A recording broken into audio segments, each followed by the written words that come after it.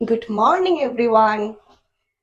আজকে সকাল থেকে তোমাদের সাথে রুটি নিয়ে সকাল থেকে ব্লগটা স্টার্ট করছি।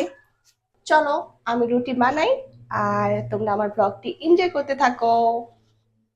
আমার জামাই না অনেকদিন ধরে চালের রুটি খাইতে চাইছিল, তো কষ্টের ঠেলায় বানালাম যে চিন্তা সেই কাজ। আগের দিন রাতে আমি অনেকগুলা চালের রুটি বানাইছিলাম, অনেকগুলা বানাইছি, তাই বললাম যে আজকে সকালে টাটকা টাটকা রুটিটা চা দিয়ে ভিজিয়ে ভিজিয়ে খাই। এটা বানাতে তো আমার কাছে প্যারা লাগে, তারপরও যেমনই হোক বানাইতে পারছি, এটাই অনেক।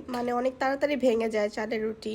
সত্যি কথা বলতে চা দিয়ে কিন্তু কোনো আহামরি মজাই লাগে না। এই রুটিটা একমাত্র গরুর মাংস দিয়ে খেতেই হয়তো বা মজা লাগে বেশি। কয়েকদিন আগে না আমার শাশুড়ি আমার মেয়েকে অনেকগুলা ঘরে পরার কাপড় দিছিল, আজকে প্রথম পরাইতেছি, এর জন্য তোমাদের সাথে একটু দেখাইলাম। এখন বেলা প্রায় অনেক, সব কাজ টাজ কমপ্লিট করে মামুনিকে গোসল করাই ফেললাম। আর ওদের গোসল করাইলে আমার একটা শান্তি যে লাগে। চলো সব কাজ মোটামুটি শেষ, এখন রান্না বান্নাতে আসি। আজকে আমার অনেক ইলিশ মাছ খাইতে ইচ্ছা করছে, শর্টকাট রান্না করবো আজকে। রান্না বান্না করতে ইচ্ছা না লাগলে না আমার আর কি শর্টকাট রান্না করতে ভালো লাগে। ভাজা ভর্তা, আজকে আমি ইলিশ মাছ ভাজা, তারপর আলুর ভর্তা, পেঁপে দিয়ে ডাল, এসবই করবো। মাছটা না আমি এখনই বের করছি, কারণ এটা শক্ত শক্ত, আইসটাটা ফালাইলে আর কি ভালো মতন ক্লিন হয়। এখানে আমি বলতেছি যে লেজ দিয়ে একদিন ভর্তা খাবো আর মাথা দিয়ে একদিন কচু শাক দিয়ে রান্না করব, এটাই চিন্তা করছিলাম আর ধরছিলাম। চলো আমার ডালটাও সুন্দর হয়ে গেছে, এখন বেশি করে রসুন দিয়ে শুকনা মরিচ দিয়ে এখন বাগার দিব। শুকনা মরিচটা আমি আস্তে রাখছি কারণ বাচ্চারা খাবে। আর এখানে আমি জাস্ট হলুদ আর একটু চিলি ফ্লেক্স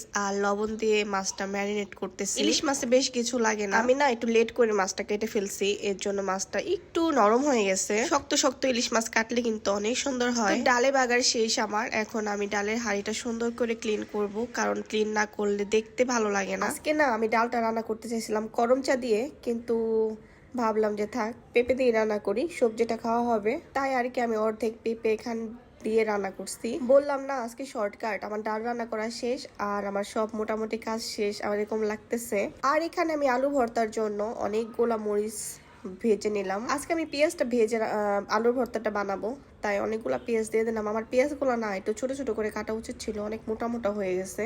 আর এই তো আমাদের আলু, এখান থেকে অর্ধেক আলু যাবে বাচ্চাদের, ওরা শুধু আলু দিয়ে ভাত খাবে আর আমরা আলুর ভর্তা বানিয়ে ভাত খাবো।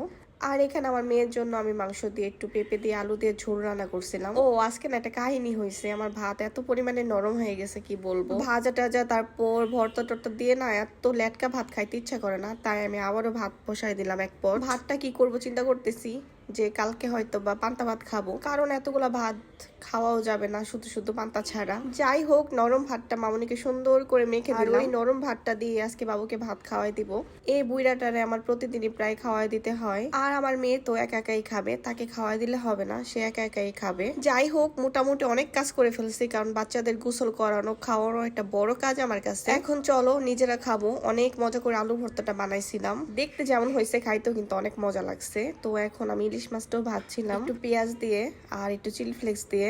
তো আজকে লাঞ্চের মেনুটা খুবই ভালো ছিল, শর্টকাট হিসেবে কিন্তু খুবই মজা লাগছে। তোমরাও কিন্তু এরকম করে ভর্তা ভাত খাইতে পারো, খুবই মজা লাগবে। যখনই রান্না করতে ইচ্ছা করে না এরকম রান্না করে ফেলবে শর্টকাট, খেতে খুবই মজা। সব সময় তো দুপুর পর্যন্তই ব্লগ দেখায়, আজকে দেখাবো বিকালে আমার কি কি কাজ থাকে। বাচ্চাদের জন্য দুধ জাল দেওয়া, তারপর আজকে নাকি চিকেন ফ্রাই খাবে, এর জন্য আমি ব্রেস্টের পিসগুলো বের করছি আর সুন্দর করে ম্যারিনেট করে রাখবো। বিশেষ করে এটা আমার মেয়ের জন্য করা, কারণ ও স্পাইসি খাইতে পারে না, ওর জন্য আমি সুন্দর করে ডিম দিয়ে ময়দা দিয়ে সুন্দর করে ম্যারিনেট করে রাখবো। যখনই খেতে চাইবে তখনই দুইটা আমি তিনটা ভেজে দিলেই হয়ে যাবে। ওর আগে থেকে করা ছিল ম্যারিনেট করা, কিন্তু শেষ হয়ে গেছে, তাই ভাবলাম যে আবার আজকে করে ফেলি। বাচ্চাদের দুধ দিয়ে দিলাম ঠান্ডা করে, এখন তারা মজা করে খাচ্ছে, গল্প সল্প করছে। এখন প্রায় সন্ধ্যা হয়ে গেছে। চলো এইভাবেই আমার দিন শেষ হয়। তো আজকের মতো ভিডিওটা তোমাদের কেমন লাগলো প্লিজ কমেন্টে জানাবে। তো আজকের মতো বাই বাই।